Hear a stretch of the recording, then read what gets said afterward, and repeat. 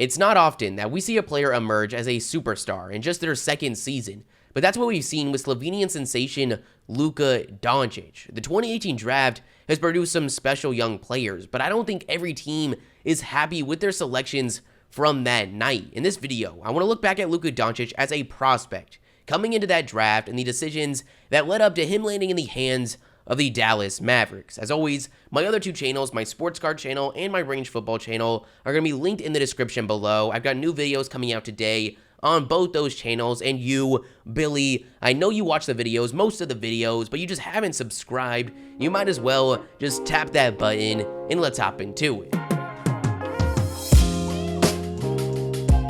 Going into that 2018 draft, there was a lot of talk about the athletic freak 7-footer DeAndre Ayton coming out of Arizona, the former #1 player in high school Marvin Bagley, and Trae Young that had just led the country in both points and assists, but a guy that wasn't getting much mainstream media attention, really due to the fact that most didn't know what to think of him, was the 18-year-old dominating European basketball, Luka Doncic. He just might be the best foreign prospect we have ever and probably will ever see.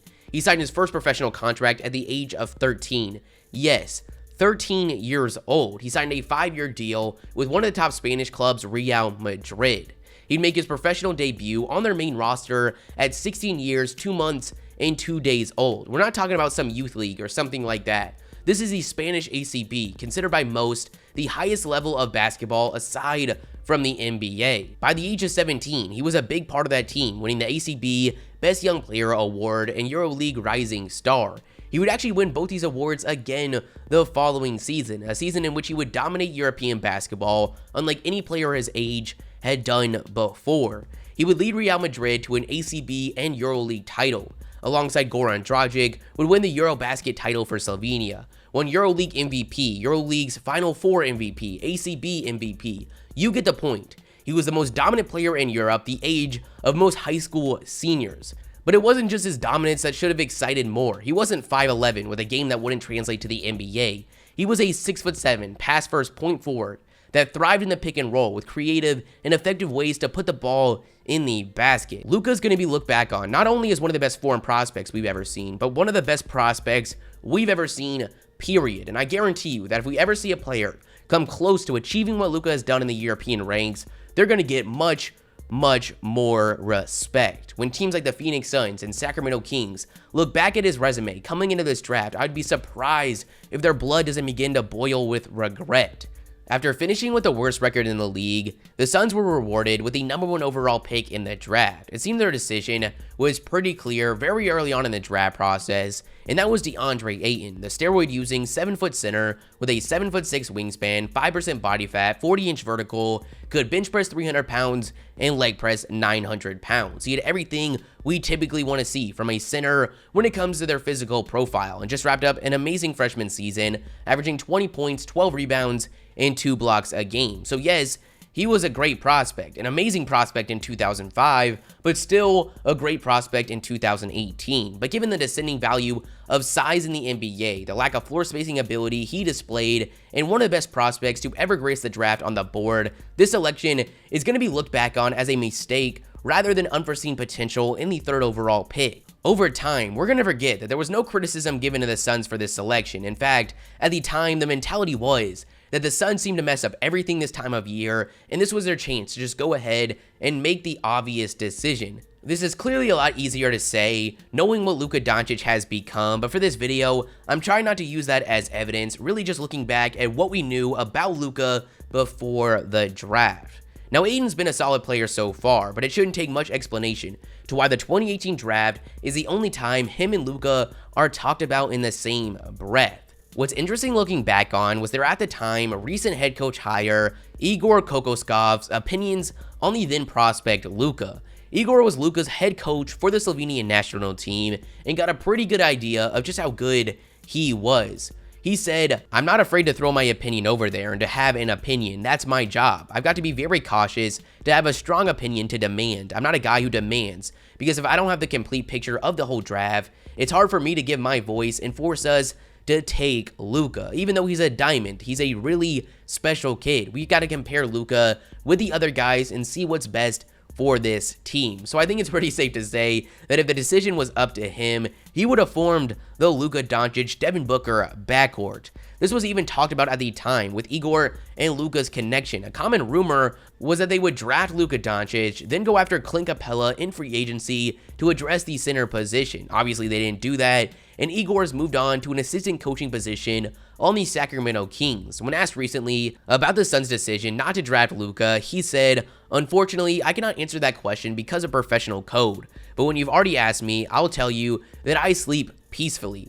In other words, I think he's trying to say they should have listened to me.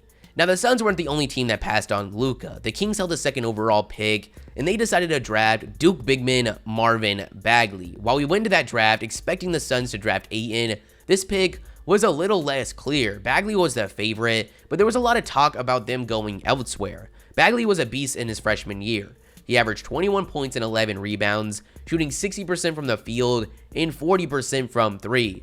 He was incredible in transition, had displayed enough with the ball in his hands and outside the perimeter to get excited about his potential. There was no denying that he's a great prospect, but again, should not have been the top guy on their board. A major factor for the Kings deciding to pass on Luka was their first round selection from a year prior, De'Aaron Fox. Adding another ball-dominant guard to the mix seemed on paper not to be the right move, but we've seen this over and over again. This happens way too often. A team passes on a huge talent in the draft to get someone that better fits their roster. But there's another very interesting storyline that played a role in this selection.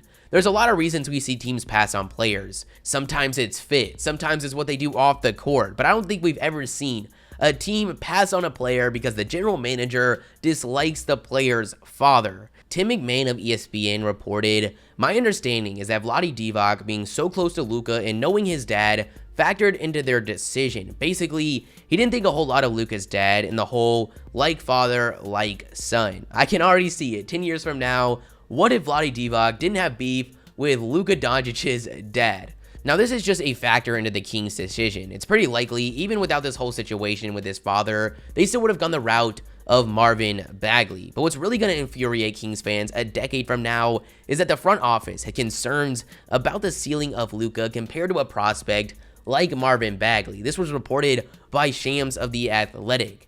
This one's just tough looking back on. There was a lot of pressure on the Suns. Their decision was practically made for them. The Kings got to choose whoever they wanted, and they decided that was going to be Marvin Bagley. While Luka was drafted at 3, it wasn't by the Mavericks. It was by the third team that passed on him, the Atlanta Hawks. The Suns made the wrong decision at 1. The Kings made the wrong decision at 2. He is right here in their lap, ready to be selected. Instead, they trade his rights in exchange for the 5th overall pick in that 2018 draft and their 2019 selection, which became Cam Reddish. I don't think the Hawks look back at this night with regret, especially if Cam can reach his potential, but it's still interesting to look back at their decision making. On the Woj podcast, Hawks general manager Travis Link said, "Not a lot of people know this. If we would have stayed at 3, we would have taken Luka. We had worked with his agent and had already talked about a scheduled press conference, but then Dallas came in an hour or so before the draft. I had told them all along it was going to take another lottery pick for us to slide back. That's when the conversations got started. For us, what made it make sense was our analytical staff was predicting Dallas to finish 8th that year. So we were getting a lottery pick and a player that ended up being Trae. So I applaud the logic, and given what Trae Young has been so far, they had a good draft. Now, if they actually had the opportunity to remake this selection, I definitely think they would have just gone with Luka. But they're not going to look back at this night with the same emotions as teams we've already mentioned. But because I criticized how the Suns and Kings evaluated the prospects on the board, we've got to do the same for the Hawks. Trae has greatly exceeded expectations. Going in, Luka was the far superior prospect. I really think they made a poor decision that night. It just worked out